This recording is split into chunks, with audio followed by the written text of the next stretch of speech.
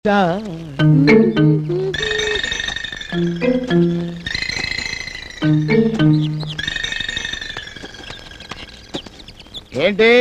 నీ అందాల గుర్రాలు ఎక్కే వాళ్ళకేనా తోమే వాళ్ళకి ఇవ్వవా?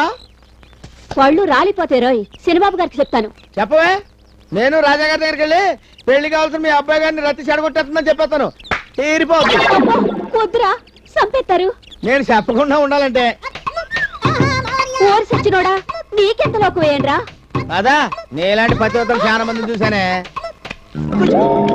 ఓరి సచ్చినాడా, ఒరేయ్ ఆగరా, ఆగరా, నీ పెళ్ళం వస్తున్నా ఆగరా, ఈ ఆటతో నీ పని అయిపోయింది. ఒరేయ్ సచ్చినాడా, ఆగు, ఆగరా, ఒరేయ్.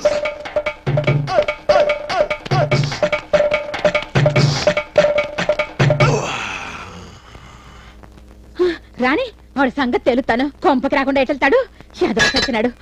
ఓయమ్మోయమ్మ ఏం పరిగెత్తిచ్చాడు, ఇది మొహం మండ మొద నష్టం సచ్చినాడు. సచ్చినాడా అని రావులమ్మా రావులమ్మా బాగా కలిసిపోయానే కథ చదివి ఉంటే పెట్టు. పెడతానుండు. సచ్చినాడు.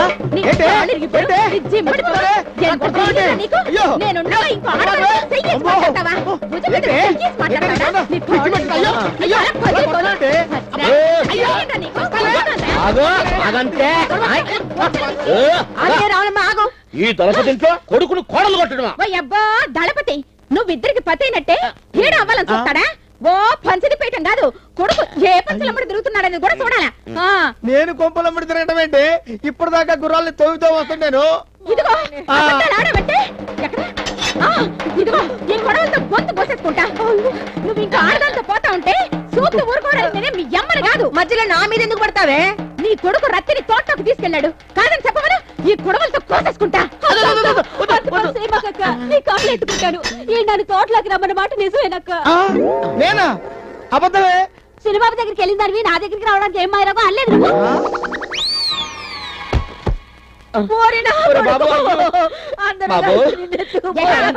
ఎత్తుకుపోవడం కాదు, ఎత్తేసాడు. వదులుతానా? లేచి నాకు పీకుతా. రత్తే కుసయ్యే. అలాగేనక్క. మొత్తానికి నా కొడుకు మన లక్షణాలే వచ్చాయన్నమాట. చీపురి ఇదిగో అవసరమా?